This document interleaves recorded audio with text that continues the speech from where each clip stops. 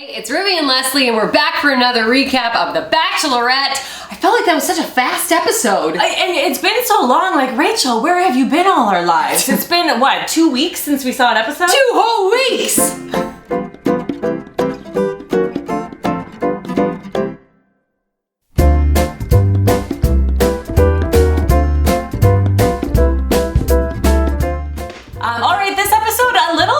No rose ceremony. She was very upfront about that in the beginning. 3 one-on-ones and then a 3-on-1. I don't even think we've ever seen a 3-on-1 on The Bachelorette. It was a weird one for me. I felt like it was a little bit awkward. Not sure I was a fan of the format, but at least we got to find out who's getting hometowns. There was no to be continued nonsense. Brian was the first one-on-one, and we know she likes Brian.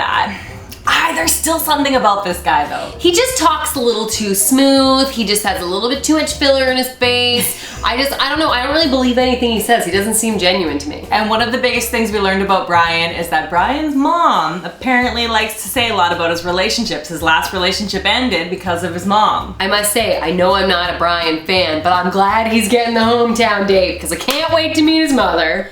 Dean got the second one-on-one, and honestly, like, I know how much I talk about Peter and how much I love Peter, but Dean is like, he's a close second for me. Just to be clear, moments ago, Leslie said, oh, Dean is so precious. Like, precious. He is a little bit young, and he really showed that tonight with the way he had a hard time talking about his emotions, but he's so cute. Okay, I'm gonna start with Peter because Leslie is biased. She can't talk about him appropriately. Their date was really cute. The dog sledding looked so fun. I like that Peter looks really good in a cold climate. Yeah. I thought, his salt and pepper hair covered in snow was a really good look. Yes. And I like that he doesn't tell her everything that she wants to hear. She was all concerned because he said, oh, I don't know that I would be ready to propose. They've known each other for 7 weeks. Well, it's because he's realistic and he's perfect. That's why. Yep. Like, he is perfect. If she doesn't pick Peter, she is a fool. Then we had the 3-on-1 date.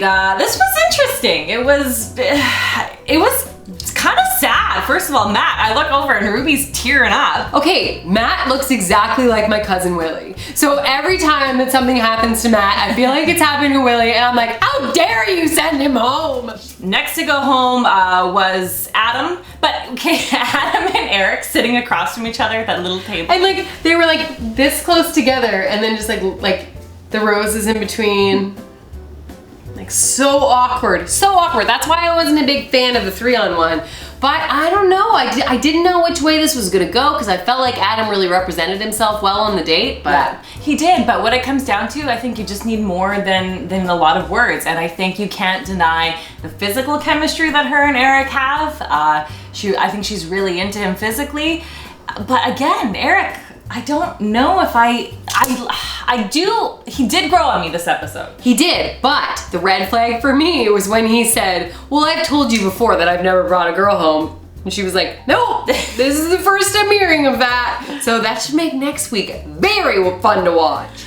Okay, a couple weeks ago, one of the episodes featured 2 of my biggest fears, which was heights and spelling when they were in the spelling bee. And on this episode, we realized Ruby's greatest fear. So on the last date, the 2 guys are sitting there waiting to find out who gets the rose.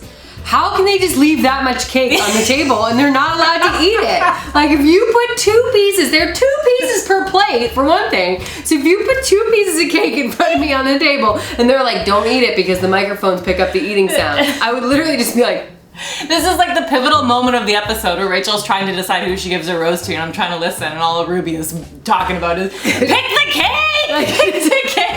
Honestly, if I were Eric, she would have been like, Eric, do you accept this rose? And you'd be like, thanks. And you're just like, guys, I'm eating the cake. Thanks for watching another recap. Make sure you comment below. Let us know whose hometown you're most excited for. This is a tough decision. I'm anxious to see who you guys choose. And just for commenting, you've got a chance to win a prize pack from Chateau Ste. Michelle and tickets to our awesome finale party.